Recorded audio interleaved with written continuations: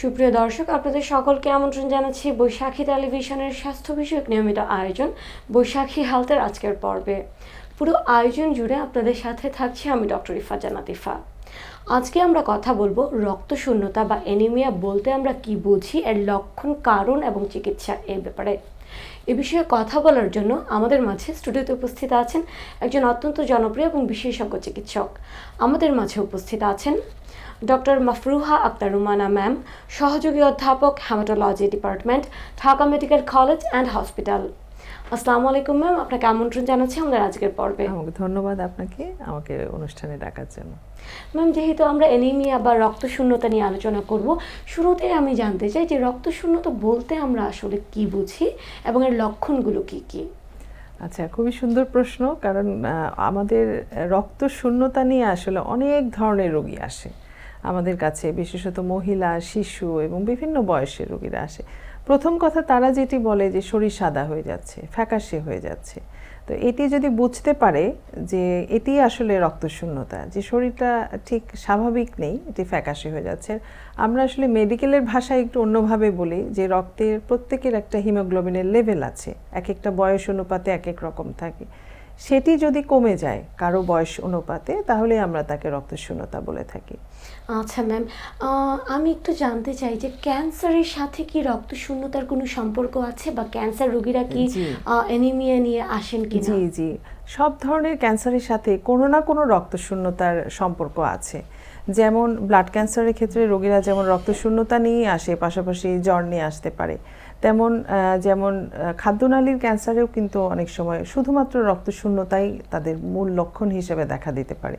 সেই কারণ উদ্ঘাটন করতে গিয়ে হয়তো দেখা যায় যে তার মলদ্বারে বা অন্য কোথাও ক্যান্সার আছে। ঠিক তেমন এছাড়াও অনেক ক্যান্সার আছে যেগুলো কিনা বোন ম্যারোতে গিয়ে মেটাস্টেসিস হয় এবং যে কারণে তাদের রক্তশূন্যতা হতে পারে। তো এমনকি কেমোথেরাপি নেওয়ার পরবর্তীতেও রক্তশূন্যতা হতে পারে। তাই ক্যান্সারের সাথে আসলে রক্তশূন্যতার একটি অত্যন্ত যোগসাজশ আছে। তো এটি খুব ভালোভাবে আর কি ইভ্যালুয়েট করা দরকার। ম্যাম, বাংলাদেশে তো আসলে দেখা যায় যে আমরা অ্যানিমিয়া বা রক্তশূন্যতাকে খুবই স্বাভাবিক একটা ব্যাপার হিসেবে ধরে নেই। যেহেতু এটা ক্যান্সারের সাথে কোরিলেটেড সে ব্যাপারে তাহলে অবশ্যই আমাদের সচেতন হওয়া উচিত। জি, অবশ্যই। তবে আবার এটাও ঠিক যে আমরা যদি মোটা দাগে চিন্তা করি রক্তশূন্যতা কাদের হচ্ছে, যেমন নারী এবং শিশুদের সাধারণত হয় যে কারণটা কি। যেমন বয়স্কদের ক্ষেত্রে যখন রক্তশূন্যতা, বিশেষত বয়স্ক পোস্টমেনোপজাল ফিমেল এবং বয়স্ক কোনো পুরুষের ক্ষেত্রে যদি রক্তশূন্যতা হয়, সেটিকে আমরা ক্যান্সারের সাথে বিশেষভাবে একটি যোগসাজশ অনেক সময় দেখতে হয় বা ইভ্যালুয়েট করতে হয়। কিন্তু নারী এবং শিশুদের যে রক্তশূন্যতা মানে কিন্তু আসলে ক্যান্সার না। দেখা যায় যে এটি অনেক সময় আয়রন ডেফিসিয়েন্সি বা ভিটামিনের ঘাটতির জন্য, আয়রনের ঘাটতির জন্য যে অ্যানিমিয়া বা রক্তশূন্যতা হয়ে থাকে, এটি সবচেয়ে বেশি হয় সারা পৃথিবী জুড়ে। এটি সবচেয়ে, এমনকি প্রেগনেন্ট ওমেনদের ক্ষেত্রেও এই ভিটামিন বা আয়রনের ঘাটতিজনিত রক্তশূন্যতাই বেশি হয়। তো আসলে রক্তশূন্যতা ঘাবড়ে না যে রক্তশূন্যতার কারণ উদ্ঘাটন করা উচিত, কারণ যে কারণে রক্তশূন্যতা হয়েছে সেই কারণটি যদি চিকিৎসা করা যায় তাহলে কিন্তু রক্তশূন্যতা একদমই নির্মূল করা সম্ভব। এবং রক্তশূন্যতা কিন্তু কোনো রোগ না, এটি একটি রোগের লক্ষণ মাত্র। আচ্ছা ম্যাম, যেহেতু আপনি আয়রন ডেফিসিয়েন্সি অ্যানিমিয়ার কথা বললেন, সেক্ষেত্রে আমি জানতে চাই যে দেখা যায় ইয়াং জেনারেশনের মেয়েদের মাঝে দেখা যাচ্ছে চুল পড়ে যাচ্ছে, নখ পাতলা হয়ে যাচ্ছে, এই সমস্যাগুলোতে তারা ভোগেন। তো ম্যাম, এই আয়রন ডেফিসিয়েন্সি অ্যানিমিয়া বা আয়রনের ঘাটতির কারণে যে রক্ত স্বল্পতা, এটা নিয়ে আপনি কি বলবেন? আসলে আপনি একটা খুব চমৎকার একটা জায়গা আপনি বের করেছেন যে ইয়াং জেনারেশন প্রায়ই আসে আমাদের কাছে চুল পড়ে যাচ্ছে। তারা কিন্তু সে যে ফ্যাকাশে হয়ে যাচ্ছে তার চেয়ে বেশি গুরুত্বপূর্ণ তার কাছে যে তার স্কিনের টেক্সচার নষ্ট হয়ে যাচ্ছে, তারপরে তার নখ ভেঙে যাচ্ছে, অর্থাৎ নখ পাতলা হয়ে যাচ্ছে বা চুল পড়েছে, এই ধরনের কমপ্লেন নিয়ে আসে। আসলে আয়রন শরীরের প্রত্যেকটা জায়গার জন্য প্রয়োজন, যেমন ভিটামিন প্রয়োজন, সেলের ডিভিশন, সেলের গ্রোথ, এগুলোর জন্য কিন্তু হিমোগ্লোবিন তৈরি, এগুলোর জন্য আয়রন দরকার।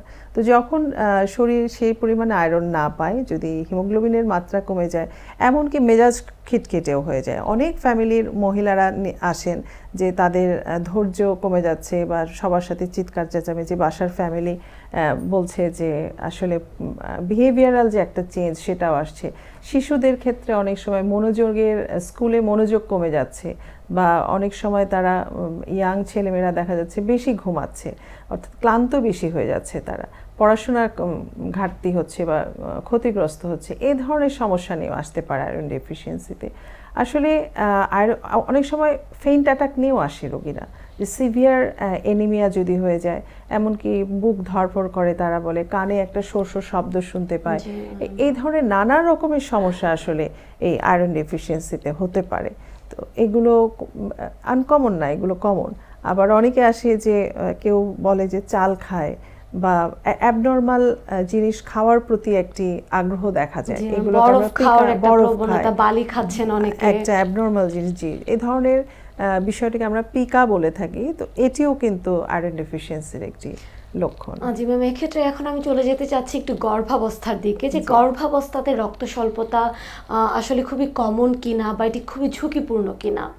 গর্ভাবস্থায় কিন্তু যেহেতু মায়েদের শরীরের একটি শিশু তার গর্ভধারণে থাকে এবং একটি সম্পূর্ণ শিশু তার ভেতরে বড় হতে থাকে, তার কিন্তু ডিমান্ড বেড়ে যায়। তখন তার আয়রন, ভিটামিন, প্রত্যেকটা জিনিসের ডিমান্ড মানে স্বাভাবিকের চেয়ে তাদের বেশি থাকে। পাশাপাশি এই সময় যদি এই পরিমাণ খাদ্য তারা গ্রহণ না করে বা সুষম খাবার যদি না গ্রহণ করে, তাহলে যেমন এনিমিয়া হতে পারে।